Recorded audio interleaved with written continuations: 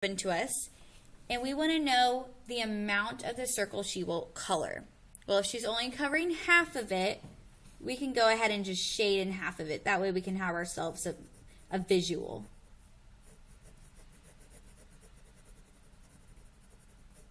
Now in the question, or in the statement, I should say, it says to find the area. Look at your formula sheet. We are given a circle. And so we're going to use the formula A equals pi r squared.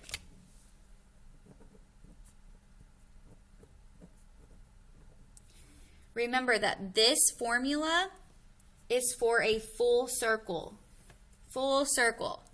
But we only want to find the part she's coloring, which is half. So we're going to divide this by 2.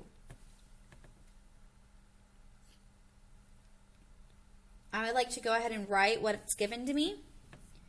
Pi equals 3.14.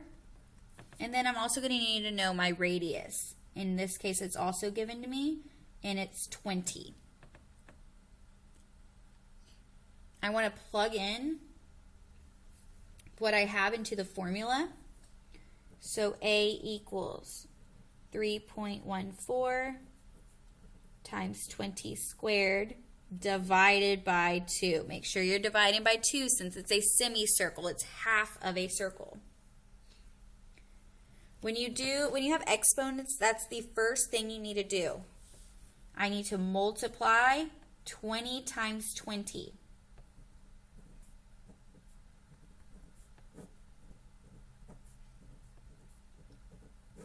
When I multiply 20 times 20, I get 400.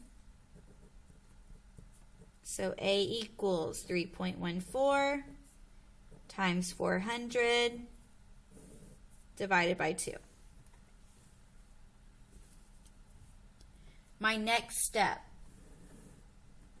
is to multiply 3.14 times 400.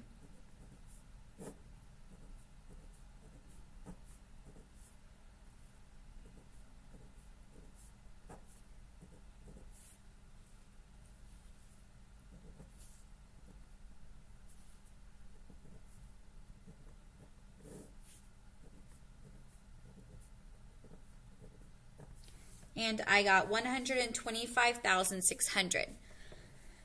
But remember, when you multiply with decimals, you have to move however many decimal spaces over that you have in your number. So in this case, we have 2 decimal spaces. I'm going to move my decimal over 2 spaces. So then 3.14 times 400 equals 1,526. We aren't quite done yet, because right now in our equation, we still have left that we have to divide by 2. This would be full circle. But again, we are looking for half a circle, so then we have to divide it by 2.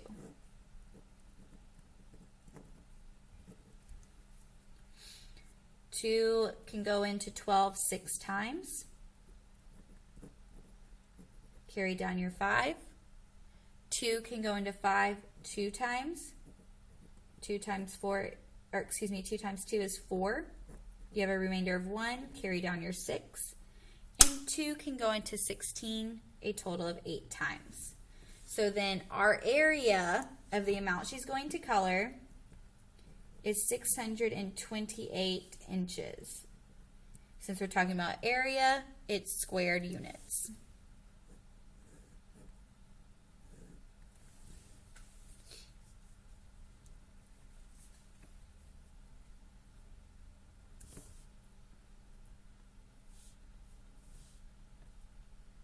Number 6, a homeowner is buying new carpet for her living room and entry hall. Use the floor plan to determine how many square feet of carpet will be needed to cover both areas.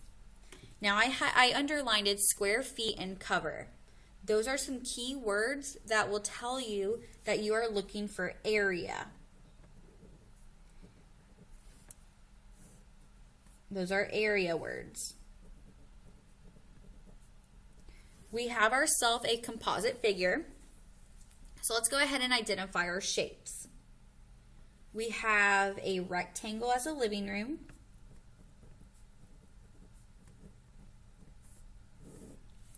And we have a triangle as an entry hall. That's our first step, identifying our shapes. Second step is to find the area of each shape. So with my rectangle, I'm going to go ahead and highlight that so I can see the separation there. Now it gives us a height of 6 feet on the left side, which means this height right here is also 6 feet.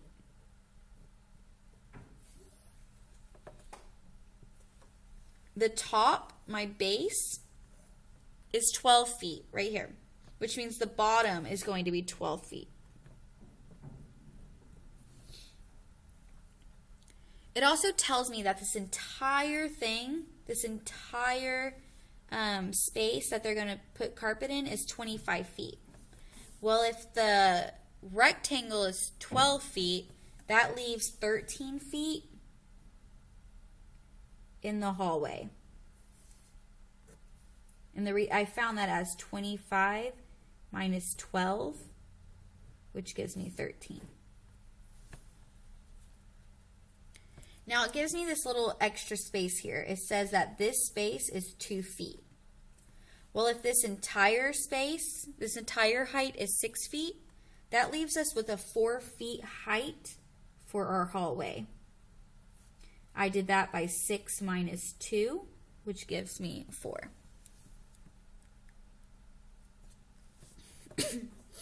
Now that I have my measurements, my next step is to solve. My rectangle area formula is area equals base times height. My base for my living room, for my rectangle, is 12 feet. And my height is 6 feet. Plug those in. I have 12 times 6, which gives me 72 feet. We're talking about area, so it's going to be squared.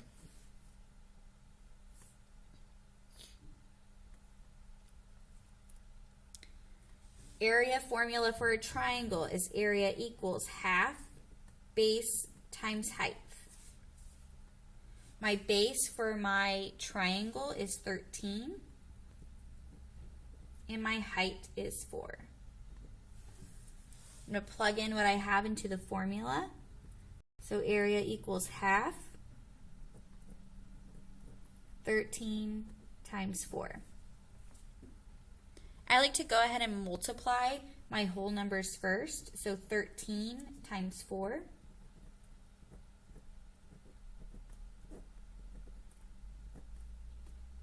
In this case, I get 52. So now I have half times 52. My next step is then to divide 52 by 2. And I get my area for my triangle as 26 feet squared.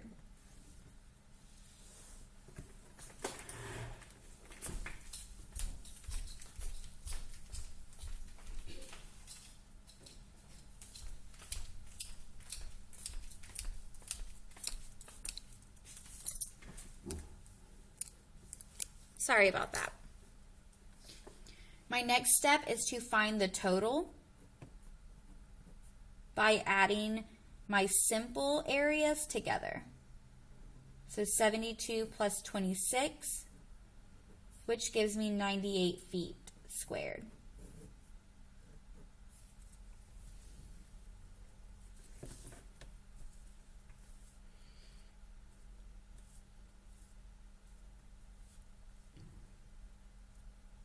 Number 7, if angle x and y are complementary which means 90 degrees. And the measure of angle X is 53 degrees. What's the measure of angle Y? If it's complementary, I know that it is a right angle. I can draw myself a picture. With complementary or supplementary, it means that there's two angles that add up to either 90 or 180. In this case, 90. We have an X and we have a Y. It tells us the measure of X is 53. And we want to know the measure of Y. So with that being said, we can make an equation. Angle X plus angle Y equals 90 degrees. They tell us angle X, so I can plug that into my formula. 53 plus, and then we can go ahead and just put X in the place of, or we can put Y, doesn't matter, just a variable of some sort, just to establish that that's what we're looking for. Now our next step is to get the variable by itself. We're going to subtract it by 53.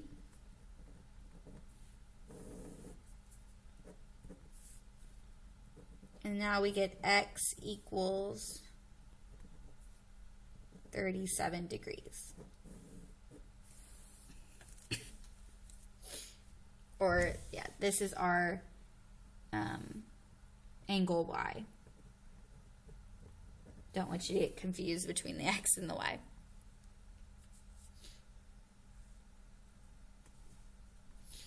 All right, number 8. The following circle has a radius of 6 centimeters. Remember, radius is just half your diameter. Find the area of the unshaded region. The unshaded region represents 1/4 or a quarter of our circle. So if we're looking for the unshaded, that means we're trying to look for the area of a quarter circle. To find the area of a quarter circle, we need to use our area formula, or our area of our circle formula, which is A equals pi r squared. Since we're only talking about 1/4 of it, we need to divide this by 4. Pi equals 3.14, and then we are already given our radius, so there's no converting. Radius is 6. Plug in what you have into the formula. So we have 3.14 times 6 squared divided by 4. First step is to do your 6 squared. Remember, 6 squared means that you're going to multiply 6 by itself. So 6 times 6.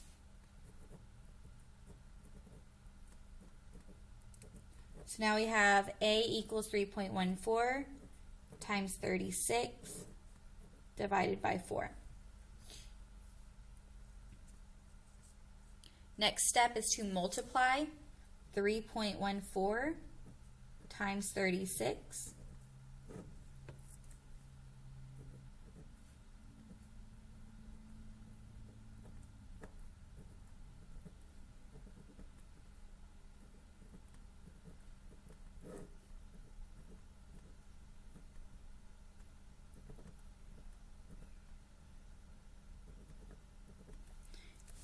And I get 11,304, but I have decimals 1, 2, so it's going to be 113.04. But I'm not finished. I have to divide it by fourths because I'm finding only a quarter of the circle.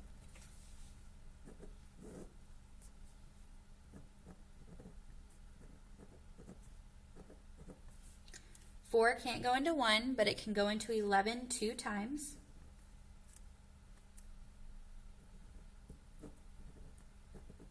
Carry down your 3. 4 can go into 33 8 times.